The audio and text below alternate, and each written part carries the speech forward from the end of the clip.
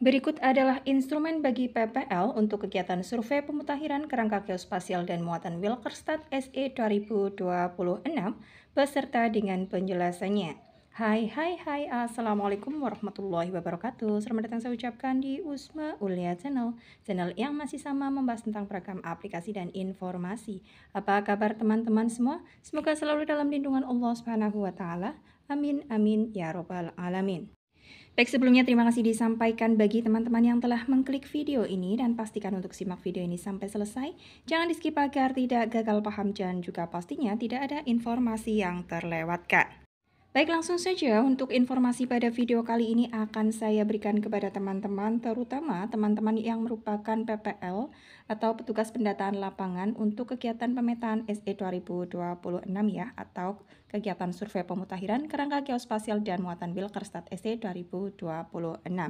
Adapun dokumen-dokumen atau instrumen yang dimaksud di sini untuk dokumen atau instrumen yang wajib dipersiapkan atau wajib dibawa pada saat turun ke lapangan oleh PPL berjumlah 6 instrumen.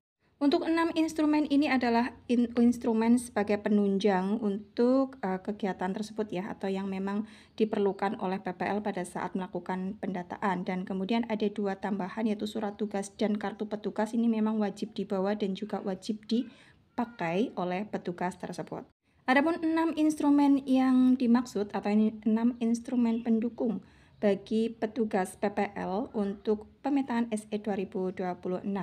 Yang pertama adalah dokumen atau instrumen SE 2026 Wilkerstad LKM. Adapun tampilan dari dokumen SE 2026 Wilkerstad LKM adalah seperti yang teman-teman lihat pada layar ya, dan penjelasannya adalah sebagai berikut. Kegunaan dari dokumen ini yaitu sebagai dasar pembagian tugas dan lembar kerja pemutakhiran muatan per SLS. Dan yang bertugas untuk mengisi daftar ini adalah petugas pendataan lapangan ya, yaitu PPL.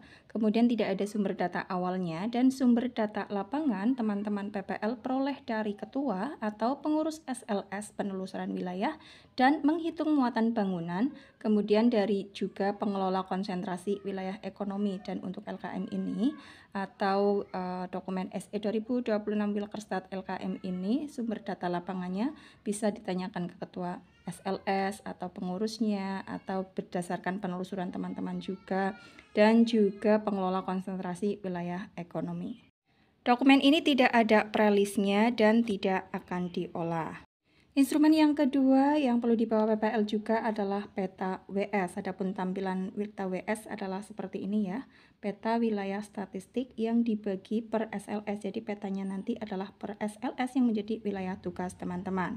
Kegunaan dari peta WS yaitu untuk mengenali wilayah SLS dan menggambarkan batas sub SLS. Adapun yang mengisi peta WS ini adalah PPL, kemudian sumber data awal dari batas SLS, dan sumber data lapangan dari aparat desa atau pengurus SLS. Tidak ada prelisnya, tapi akan diolah. Instrumen yang berikutnya adalah lembar kerja peta. Tampilan lembar kerja peta masih berupa kosongan seperti ini ya, dan kegunaannya yaitu untuk penggambaran sketsa peta. Yang mengisikan lembar kerja peta ini adalah PPL, di mana tidak ada sumber data awalnya, dan cara mengisikan lembar kerja peta ini bersumber dari pengelola bangunan konsentrasi ekonomi. Jadi apabila di wilayah tugas teman-teman ada bangunan wilayah konsentrasi ada bangunan konsentrasi ekonomi, mohon maaf, maka teman-teman wajib untuk menggali informasi dan ditanyakan bagaimana sketsa gambarnya untuk teman-teman gambarkan di LK peta ini. Dan berikutnya untuk LK peta tidak ada prelisnya dan akan diolah. Instrumen atau dokumen yang selanjutnya adalah PSLS atau perubahan SLS. Adapun kegunaan dari dokumen ini yaitu untuk menampung perubahan SLS sebagai dasar entry melalui FRS. Kemudian yang mengisikan untuk lembar PSLS ini ada PPL dan juga PML ya, keduanya melakukan pengisian untuk dokumen tersebut. Sumber data awal tidak ada dan bersumber datanya dari aparat desa atau dari pengurus SLS, tidak ada prelisnya dan akan diolah. Dokumen yang selanjutnya yaitu SE 2026 Wilkerstad KKR. KKR itu sendiri adalah Kartu Kendali Rekonsiliasi Pemutakhiran Wilkerstad SE 2026. Tampilannya seperti ini. Dan kegunaannya yaitu untuk mencatat temuan dan permasalahan saat rekonsiliasi. Dan yang mengisikan lembar kartu KKR ini adalah PPL dan juga PML. Sumber data awalnya tidak ada, sumber data lapangan yaitu dari rekonsiliasi dan prelisnya tidak ada dan tidak diolah. Instrumen yang keenam yang perlu dipersiapkan oleh PPL yaitu aplikasi Wilkerstad versi Android. Adapun kegunaannya adalah untuk melakukan geotagging wilayah konsentrasi ekonomi dan batas SLS yang mengalami perubahan.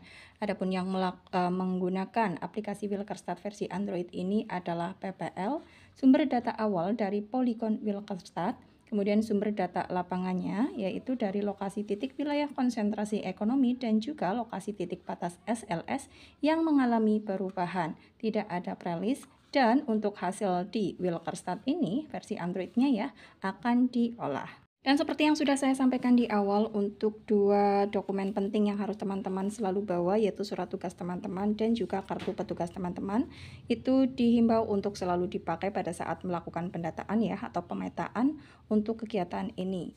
Bagaimana untuk tahapan di wilayah teman-teman? Apakah sudah ada yang sedang mengikuti kegiatan pelatihan atau bahkan sudah selesai untuk pelatihan online-nya atau bahkan sekarang sedang melakukan kegiatan pelatihan offline?